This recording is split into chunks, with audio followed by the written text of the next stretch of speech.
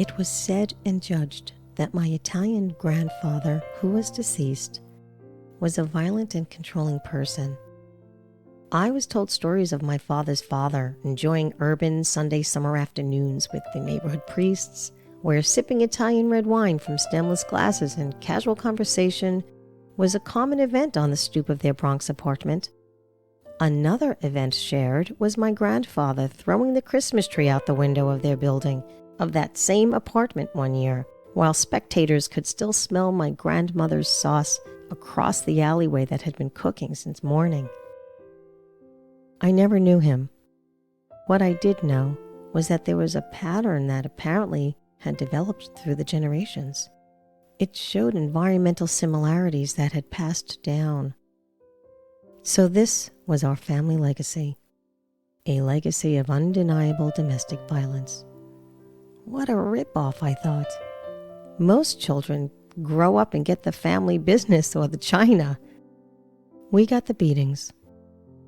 That pretty much summed it up for me. One day, my sister and I went to my aunt for what we hoped would be our first courageous time to tell someone outside of our immediate family what we were experiencing behind closed doors. We bravely told my aunt that our father was beating us. As I recall, we didn't color or add to the story.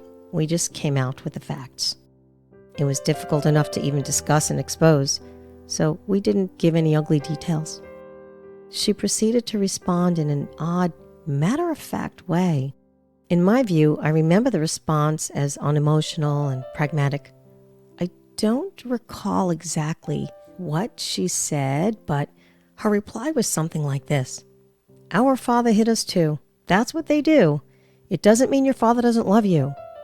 Astounding remark, I remember thinking. I imagine she may have responded differently if she had a different experience in her own upbringing as a child.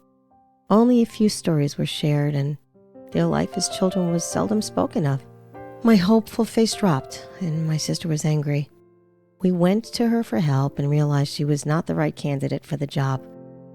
It seemed at the time that no one was. Those days, early 70s, schools and teachers did not discuss, they didn't recognize or even understand domestic violence. In fact, they turned the other way. So our terror continued. My father would often line us up as if we were in the army.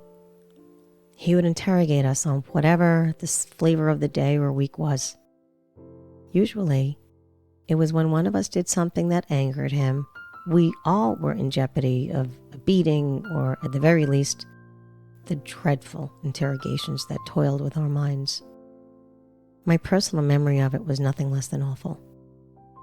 One day, he was interrogating my oldest brother. He asked my brother a question. He was to remain there until he gave an answer. The right answer got you off the interrogation lineup. The reverse usually got you either a beating, or you had to stay standing there until you came up with the answer that he wanted to hear. I remember my brother standing there for what seemed to be at least an hour. I imagine that my brother was either afraid of what his first answer might be, or if it were the right one.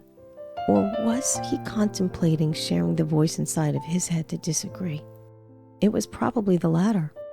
It seemed that he also would daydream off into a mental space of safety, which was actually fear in safety's clothing, while my father awaited the answer, which challenged my father even more. This always led him to an insane result of even worse mental abuse. It was an environment I do not wish on anyone. Typically, in our house growing up, when one sibling was in trouble, we all were in trouble. It's been said that I received the least amount of physical beatings. To my recollection, my oldest brother may have received the most amounts of physical beatings, although memory cannot be certain. However, we were all interrogated on a regular basis for hours at a time, which was emotionally traumatizing. The point is, each of us owned our own personal pain. Collectively, we shared it. I grew to understand this as shared compassion.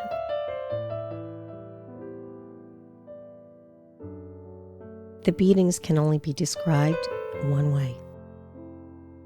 Our father would take both his hands, the inside palms of them, and pound them on the sides of our head. One firm hand into the right side of our head, and one firm hand into the opposite side of our head. He did this hard. The ringing in the ears and throbbing head pains were an experience we all shared. My brothers received this form of treatment more so than me and my sister.